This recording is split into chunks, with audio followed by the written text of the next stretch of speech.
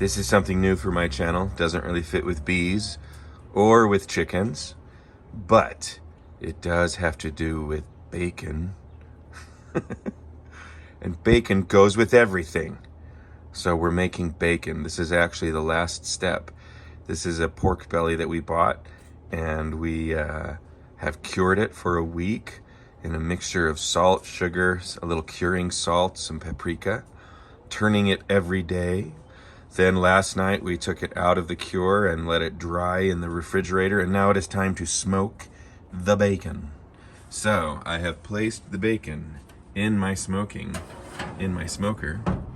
and now I'm going to come down here and put in a handful of apple chips, maybe 2 handfuls of apple chips, and a handful of cherry chips.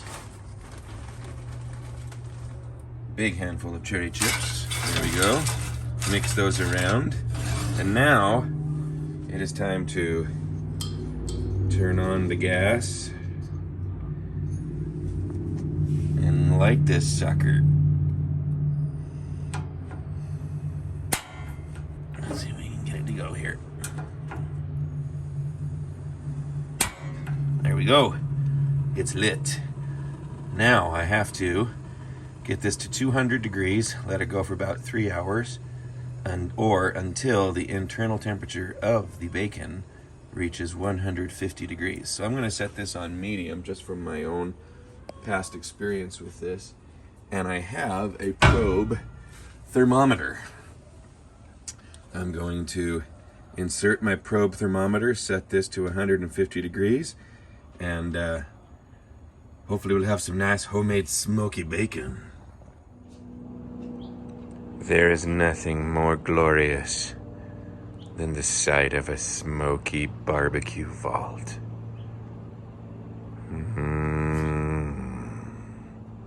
So yummy. I don't use a computer-controlled smoker because, I don't know, it's not as fun to me. The goal here is to get this to 200 degrees. I've been out here for about 15-20 minutes, kind of coaxing it up and down. This is about as close as I can get to 200 degrees. So I'm gonna call it good and come back in an hour, because right now, after about 20 minutes, my thermometer is reading 43 degrees. So that's come up 10 degrees in about 20 minutes. So I gotta get to 150, and then we will have some bacon. It's been about 50 minutes, and the internal temperature, as you see, is reading at 108. So it's got about 40 more degrees to go. I've opened it up just to take a peek. There's the bacon smoking.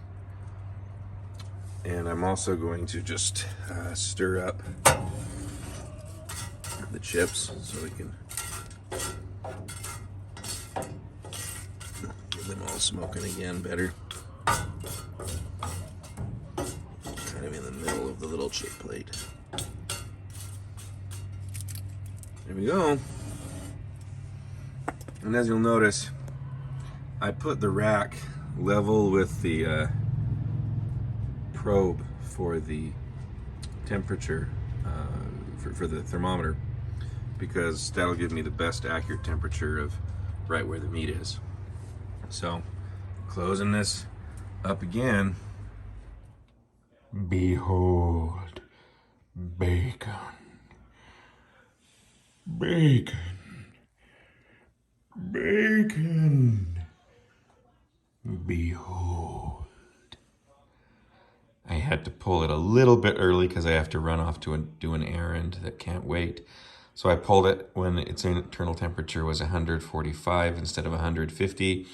But, oh, if only there were smell-o-vision. Oh, it's so lovely. It smells like heaven. Who knew that heaven smelled like cured meats? Well, Now you do.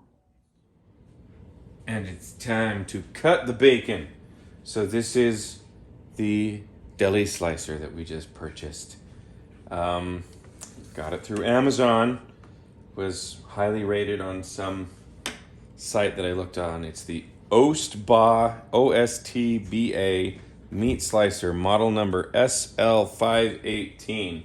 And I've already been kind of playing around with it to figure out how to use it. But pretty straightforward, but scary. Turn it on and push with this, and I have it